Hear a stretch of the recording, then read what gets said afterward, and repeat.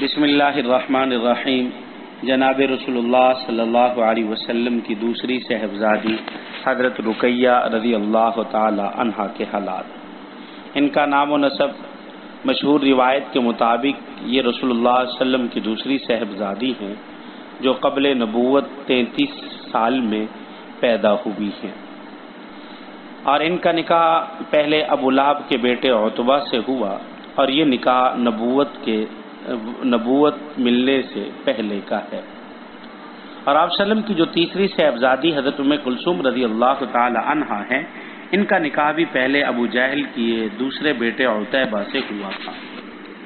جب آپ صلی اللہ علیہ وسلم کی بعثت ہوئی اور آپ صلی اللہ علیہ وسلم نے دعوت اسلام کا اظہار فرمایا تو اس وقت ابو لہب نے اپنے بیٹوں کو جمع کیا اور کہا کہ اگر تم محمد صلی اللہ علیہ وسلم کی بیٹیوں سے علیحدگی اختیار نہیں کرتے تو تمہارے ساتھ میرا اٹھنا بیٹھنا حرام ہے۔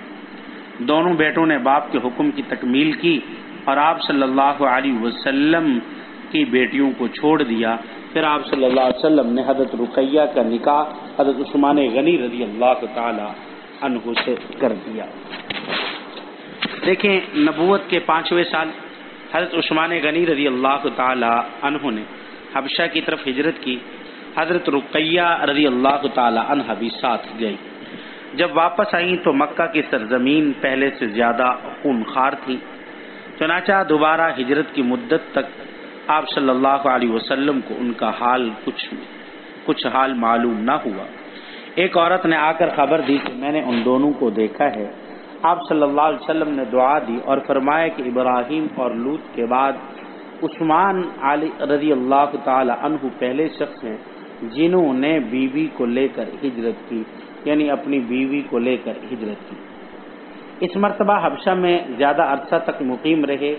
جب یہ خبر پہنچی کہ آپ صلی اللہ علیہ وسلم مدینہ منورہ کی طرف ہجرت کرنے والے ہیں تو چند بزرگ جن میں حضرت عثمان غنی رضی اللہ تعالی عنہ اور حضرت رقیہ رضی اللہ تعالی عنہا بھی تھیں، مکہ آئیں اور آپ صلی اللہ علیہ وسلم کی اجازت سے مدینہ منورہ کو ہجرت کی، جہاں انہوں نے حضرت حسان کے بھائی اوس بن ثابت کے گھر قیام کیا۔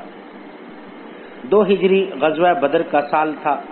حضرت رقیہ رضی اللہ تعالی عنہ کے دانے نکلے اور نہایت سخت تکلیف ہوئی۔ آپ صلی اللہ علیہ وسلم اس زمانہ میں بدر کی تیاریاں کر رہے تھے۔ غزوہ کو روانہ ہوئے تو حضرت عثمان کو تیماردار